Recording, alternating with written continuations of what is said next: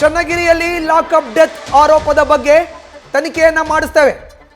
ಬೆಂಗಳೂರಿನಲ್ಲಿ ಗೃಹ ಸಚಿವ ಡಾಕ್ಟರ್ ಜಿ ಪರಮೇಶ್ವರ್ ಹೇಳಿಕೆಯನ್ನ ಕೊಟ್ಟಿದ್ದಾರೆ. ಪ್ರಕರಣ ಸಂಬಂಧ ತನಿಖೆಗೆ ಆದೇಶವನ್ನ ಮಾಡಿದ್ದೇವೆ. ಯಾರ ವೈಫಲ್ಯ ಇದ್ದರೂ ಸೂಕ್ತ ಕ್ರಮವನ್ನ ಕೈಗೊಳ್ತೇವೆ. ಇದು ಬೆಂಗಳೂರಿನಲ್ಲಿ ಗೃಹ ಸಚಿವ ಡಾಕ್ಟರ್ ಜಿ ಪರಮೇಶ್ವರ್ ಕೊಟ್ಟಿರುವಂತಹ ಹೇಳಿಕೆ. ಯಾರ ವೈಫಲ್ಯ ಇದ್ರೂ ಸೂಕ್ತವಾದಂತಹ ಕ್ರಮವನ್ನ ಕೈಗೊಳ್ತೇವೆ ಅನ್ನೋ ಒಂದು ಹೇಳಿಕೆಯನ್ನ ಕೊಟ್ಟಿದ್ದಾರೆ. ಪೊಲೀಸರಿಂದ ಅಕ್ರಮ ಕಂಡು ಬಂದರೆ ವಜಾ ಮಾಡ್ತೇವೆ, ಅಂತಹ ಅಧಿಕಾರಿಗಳು ಅಧಿಕಾರದಲ್ಲಿ ಇರಬಾರದು ಅಂತ ಕೂಡ ಹೇಳಿದ್ದಾರೆ.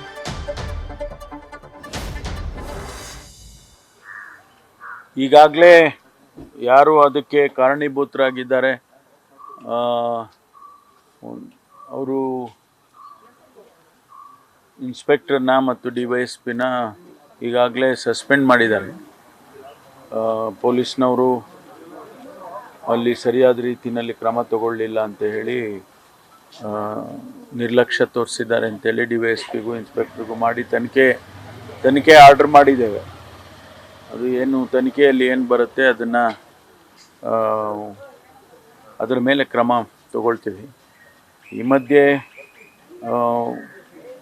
ಅದು ಆಗಬಾರ್ದಾಗಿತ್ತು. ಪಾಪ ಆ ವ್ಯಕ್ತಿ ಅವನಿಗೆ ಮಟ್ಕ ಆಡಿಸೋದ್ರಲ್ಲಿ ಇನ್ವಾಲ್ವ್ ಆಗಿದ್ದಾನೆ ಅಂತ ಕರ್ಕೊಂಡು ಬಂದಿದ್ದಾರೆ. ಆ ಕರ್ಕೊಂಡು ಬಂದಂಥ ಸಂದರ್ಭದಲ್ಲಿ ಅವರಿಗೆ ತೊಂದರೆಯಾಗಿ ಅವ್ರು ತೀರ್ಕೊಂಡಿದ್ದಾರೆ. ಏನಕ್ಕೆ ಅದು ಹಾರ್ಟ್ ಅಟ್ಯಾಕ್ ಆಯಿತಾ ಅಥವಾ ಲೋ BP ಆಯಿತಾ ಅಥವಾ ಏನು ಅಂತೇಳಿ ನಮಗೆ ಪೋಸ್ಟ್ಮಾರ್ಟಮ್ ರಿಪೋರ್ಟ್ ಬಂದ ನಂತರನೇ ಗೊತ್ತಾಗುತ್ತೆ. ಅದರಿಂದ ತನಿಖೆ ಈಗಾಗಲೇ ಆದೇಶ ಮಾಡಿದ್ದೇವೆ. ಮಂತ್ಲಿ ಕೊಡಲಿಲ್ಲ ಅನ್ನೋ ಕಾರಣಕ್ಕೋಸ್ಕರ ಕರ್ಕೊಂಬಂದು ಕುಂಡ್ರಿಸ್ತಿದ್ರು ಪೊಲೀಸ್ನವರು ಅನ್ನೋ ಕಾರಣಕ್ಕೆ ಸ್ಥಳೀಯರ ಆರೋಪ ಅಲ್ಲ, ಅದನ್ನು ತನಿಖೆ ಮಾಡಿದಾಗ ಗೊತ್ತಾಗಬೇಕಲ್ಲ. ಒಂದು ವೇಳೆ ಆ ರೀತಿ ಇದ್ದರೆ ಯಾರು ಅದರಲ್ಲಿ ಇನ್ವಾಲ್ವ್ ಆಗಿದ್ದಾರೆ ಅವ್ರ ಮೇಲೆ ಕ್ರಮ ತಗೊಳ್ತೀವಿ. ಅವರನ್ನು ಡಿಸ್ಮಿಸ್ ಮಾಡೋವರೆಗೂ ಕ್ರಮ ತಗೊಳ್ತೀವಿ. ಅಂಥವ್ರು ಯಾರು ಕೂಡ ಅಂಥವರು ಅಧಿಕಾರದಲ್ಲಿ ಇರಬಾರ್ದು ಅಂತ. ಪೊಲೀಸರ ಮೇಲೆ ಆರೋಪ ಒಂದು ಕಡೆ, ಆದರೆ ಪೊಲೀಸ್ ಸ್ಟೇಷನ್ ಮೇಲೆ ದಾಳಿ ಮಾಡೋದು ಎಷ್ಟು ಸರಿ ಅನ್ನೋ ಪ್ರಶ್ನೆ ಅಲ್ಲ. ನಾನು ನಿನ್ನೆನೂ ಕೂಡ ಅದಕ್ಕೆ ನಾನು ರಿಯಾಕ್ಟ್ ಮಾಡಿದೆ.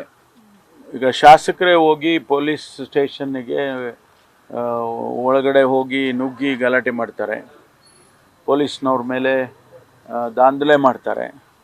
ಈ ರೀತಿ ಆಗೋದಾದರೆ ಸಮಾಜದಲ್ಲಿ ಶಾಂತಿ ಹೇಗಿರುತ್ತೆ? ಅದಕ್ಕೆ ನಾವು ಕಾನೂನನ್ನು ಯಾರೂ ಕೂಡ ಕೈಗೆ ತೊಗೋಬಾರ್ದು, ಯಾರೇ ಆಗಿರಲಿ ಅಂತೇಳಿ ಅದು ಪದೇ ಪದೇ ಹೇಳ್ತಾ ಇರ್ತೀವಿ. ಅವ್ರು ತೊಗೊಂಡವ್ರ ಮೇಲೆ ಕ್ರಮ ತೊಗೊಳ್ಳೇಬೇಕು, ತೊಗೊಳ್ತೀವಿ. ಅವರು ಶಾಸಕರಾಗಲಿ, ಸಂಸದರಾಗಲಿ, ಮತ್ತಾರಾದರೂ ಆಗಲಿ. ಹಾಗಾಗಿ ಇವತ್ತು ಯಾರನ್ನು ಕೂಡ ನಾವು ಬಿಡೋದಿಲ್ಲ ಅಂತೇಳಿ ನೆನ್ನೆನೂ ಹೇಳಿದ್ದೀನಿ, ಈಗಲೂ ಹೇಳ್ತೀನಿ. ದುಂಡಾವರ್ತೆ ಮಾಡಿ, ದಾದಾಗಿರಿ ಮಾಡಿ, ಗೂಂಡಾಗಿರಿ ಮಾಡಿ ಅದನ್ನೆಲ್ಲ ನಾವು ಸರ್ವೈವ್ ಆಗ್ತೀವಿ ಅಂತ ಹೇಳಿದ್ರೆ ಅದೆಲ್ಲ ಸಾಧ್ಯ ಇಲ್ಲ. ನಾನು ಅವರಿಗೆ ಎಚ್ಚರಿಕೆ ಕೊಡ್ತೀನಿ, ಇಂಥ ಘಟನೆಗಳನ್ನು ನಾವು ಯಾವುದೇ ಕಾರಣಕ್ಕೂ ಕೂಡ ತಡೆಯೋದಿಲ್ಲ, ಸಹಿಸೋದಿಲ್ಲ ಮತ್ತು ನಾವು ಅದನ್ನು ಹತ್ತಿಕ್ತೇವೆ. ನ್ಯೂಸ್ ಫಸ್ಟ್ ನಿರ್ಭೀತಿಯಿಂದ ನಿಮ್ಮ ಪರವಾಗಿ.